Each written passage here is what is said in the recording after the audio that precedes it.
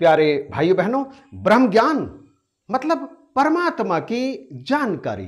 हम सभी जानते हैं कि कण कण में रमे राम का दर्शन करना ही ब्रह्म ज्ञान है, और ब्रह्मज्ञानियों ने इसका दर्शन कर लिया, इसीलिए वे कहलाए ब्रह्मज्ञानी। परंतु इसका अर्थ कदापि ये नहीं है कि आपने यदि ब्रह्मज्ञान ले लिया है तो ये सदा आपके पास ही रहेगा। ये लोप भी हो सकता है, क्योंकि ये अत्यंत सूक्ष्म है। शहंशाह जी इस बारे में कहते हैं, ब्रह्म का ज्ञान बड़ा ही सूक्ष्म है, यह किसी समय भी लोप हो जाता है। इसको अंत तक संभाले रखने के लिए सद्गुरु की कृपा दृष्टि, साध संगत का संग और महात्माओं की सेवा करके उनसे आशीर्वाद प्राप्त करते रहना जरूरी है।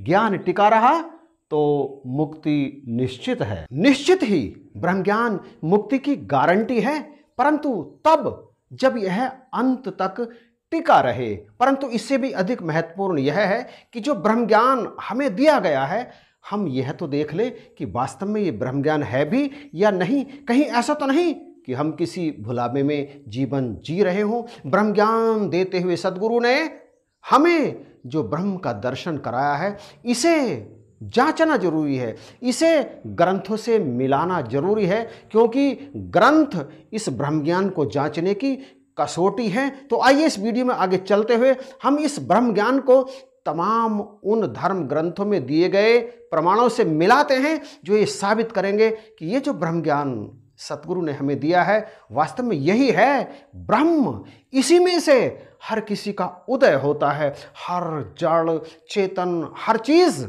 जिसमें से उत्पन्न होती है, वो एकमात्र यही ब्रह्म है। आइए चलते हैं मिलाने की तरफ तमाम धर्म ग्रंथों से। सब जग को है देने वाला, न पीता न खाता है, आदि अंत तक रहने वाला, कभी न आता जाता है। संपूर्ण अवतारवाणी शब्द संख्या 109। सारे जग को ये दे रहा है, मतलब जो कुछ भी उत्पन्न हो रहा है ना, इसी में उत्पन्न हो रहा है, इसी में पोषित हो रहा है, इसी में खाद्य पदार्थ बन रहा है, सबको देने के लिए, सबकी क्षुधा मिटाने के लिए। परंतु ये खुद न पीता है न खाता है, आदि अंत कोई नहीं है इसका। ये कहीं से आता भी नहीं है और कहीं जाता भी नहीं है। आपने अवतारवाणी के इन शब्दों से इस परम ब्रह्म ज्ञान को मिलाया है। यदि इस कसौटी पर ये सही उतरते हैं तो यही है ब्रह्म। दसों दिशा में हरि को देखो, इससे उत्तम धर्म नहीं। संपूर्ण अवतारवाणी शब्द संख्या 154 की पहली लाइन ये कहती है कि आप हरि को दसों दिशा में देखो। तो जो ब्रह्म का दर्शन हमें कराया गया, क्या अब उसके बाद भी ये ब्रह्म हमें दसों दिशाओं में दिखता है? उत्तर दक्षिण पूरब पश्चिम और इन चारों दिशाओं के चार कोने 8, एक ऊपर और एक नीचे, ये 10 दिशाएं हैं। क्या ये हरि परमेश्वर दसों दिशाओं में दिखता है? यदि हाँ, तो फिर यही है, यही है, यही है ब्रह्म। इसमें अपने आप को टिका लीजिए। जिधर देखता हूं उधर तू ही तू है, कि हर शय में जलवा तेरा हूबहू है। दसों दिशाएं ही नहीं, हर शय मतलब हर वस्तु में तेरा ही जलवा हूबहू दिखता है, मतलब तू ही दिखता है। हे निरंकार प्रभु परमेश्वर, तू ही दिखता है। क्या आपको भी हर वस्तु में, पंखे में, मकान में, दुकान में, किताब में, मोटरसाइकिल में, कार में, फूल में, पत्ते में, पेड़ में, पौधे में, जीव में, जंतु में, आँख में, रोम रोम में, बाल में, जो भी शय है, जो भी वस्तु है, क्या ये ब्रह्म हर किसी चीज़ में दिखता है, हर वस्तु में दिखता है?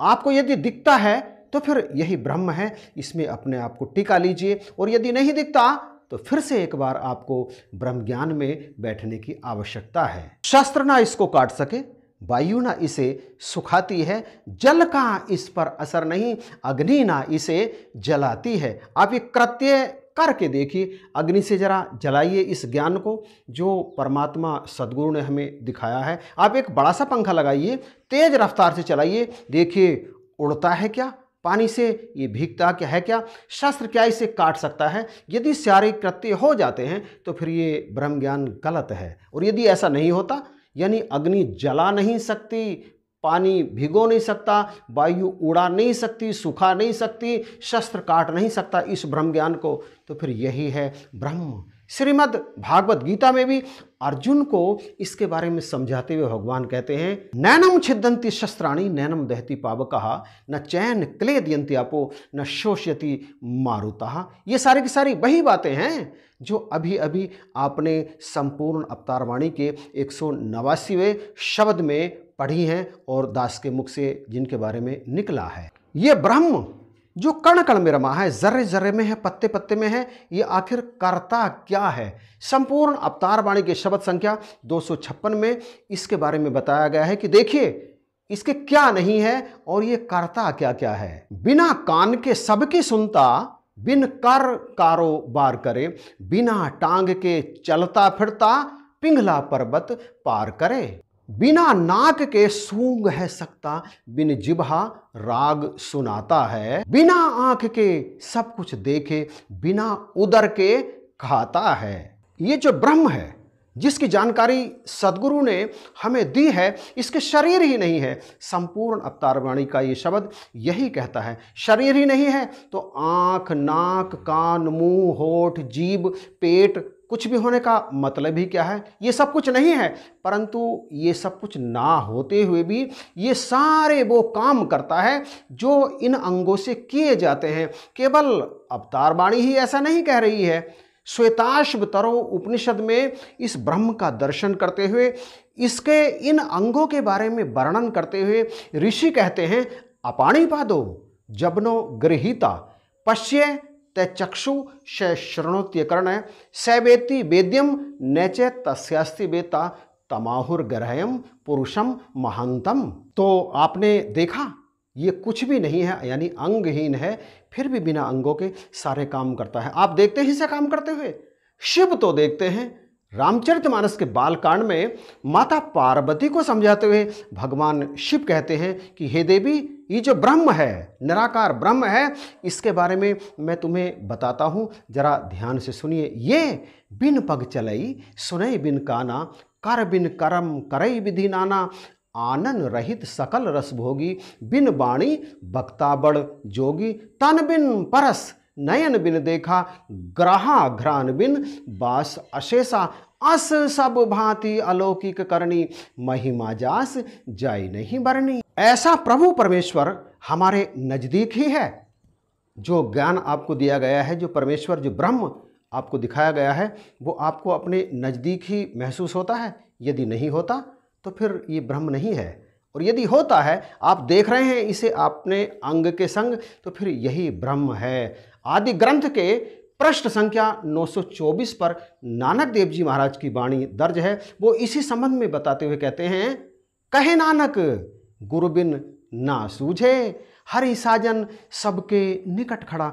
ये खड़ा नज़दीक निकट ही खड़ा है, परंतु ये सूझता नहीं है, समझ में नहीं आता है जब तक गुरु की कृपा नहीं होती। इब्रानियों के नाम पत्र पवित्र बाइबल में नया नियम में पेज संख्या 306 पर यह बात दर्ज है, सृष्टि की कोई वस्तु उससे छिपी हुई नहीं है। इसका अर्थ क्या हुआ? किससे छिपी नहीं होगी? जो सृष्टि में कण कण में मौजूद होगा, ऐसा प्रभु परमेश्वर। बाइबल में अन्यंत्र लिखा है, प्रभु आगे है, पीछे है, दाएं है, बाएं है, ऊपर नीचे है, सर्वत्र समान रूप से व्याप्त है। परमेश्वर सर्वव्यापक है। कुरान मजीद सूर बकर 2 आयत संख्या 115, पूरब और पश्चिम खुदा के ही हैं, तो जिधर भी देखो उधर खुदा की ही जात है।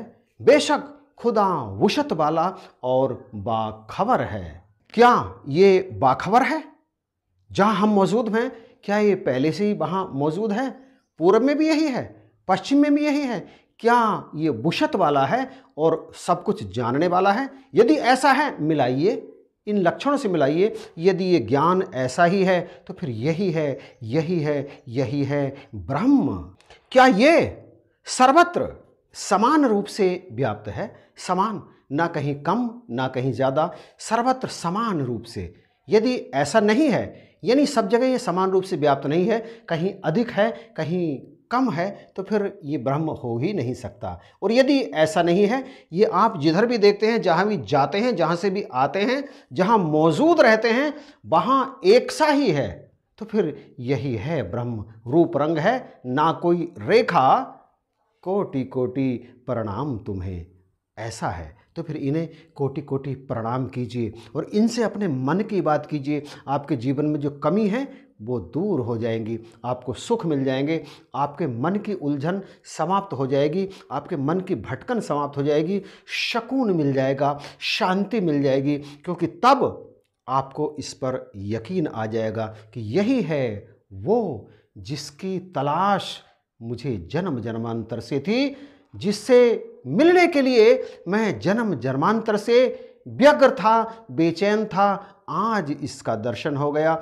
मैंने इसे देख लिया, अब ये मेरा है और मैं इसका हूँ। दोनों एक ही हैं, एको ब्रह्म दूसरो नास्ति। कृपा करो, बख्शिश करो। यदि इन लक्षणों को आपने मिला लिया है तो फिर इसी के होकर रह जाना, भटकना नहीं, क्योंकि इसके बाद फिर कहीं न ठोर है न ठिकाना है। इन्हीं शब्दों के साथ आप सभी को जय हिंद, नमस्कार और प्यार भरी धन्यवाद।